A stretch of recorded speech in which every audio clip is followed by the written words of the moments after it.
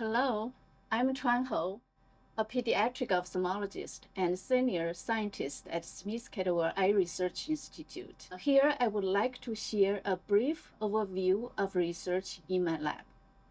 My lab works on the research regarding the sensory processing in binocular vision and its disruption by amblyopia and strabismus.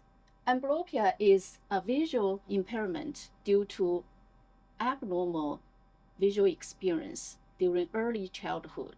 Amblyopia is the leading cause of monocular vision loss in children, affecting about 3 to 5% of the population globally. The standard clinical treatment is to patch the unaffected eye to encourage the use of the amblyopic eye. However, this method only benefits 50 to 70% of the children with amblyopia, leaving roughly 1/3 with impairments that persists into adulthood.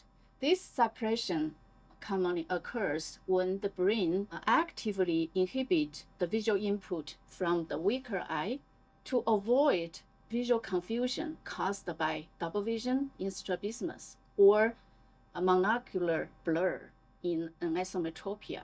Where and how suppression occurs in the brain still remains unclear. Understanding the visual suppression and its neuromechanism could play a critical role in improving prevention and treatment strategies for amblyopia.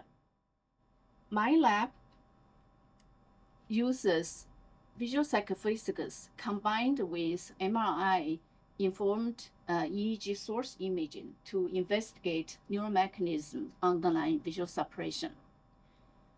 The goal is to develop targeted strategies to reduce intraocular suppression and ultimately improve the visual functions in amblyopia. Over the past decades, my lab work has been at the forefront of research in which where and how the brain mediates visual suppression is my focus of research. We discovered a tight relationship between top-down influence, such as selective eye attention and intraocular suppression. Our group was the first to reveal that perception learning using dichoptic attention tasks enhance the attentional modulation in both the primary visual cortex and the intraparietal cortex.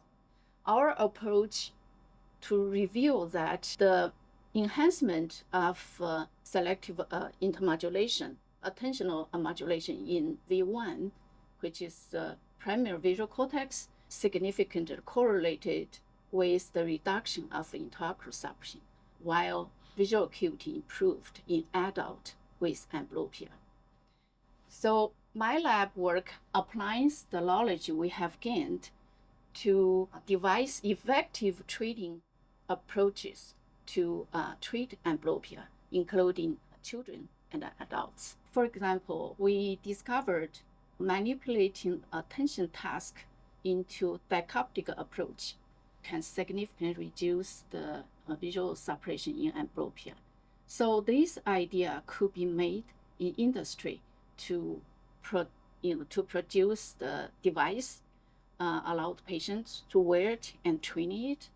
So that is, I mentioned earlier. Thank you very much for your attention.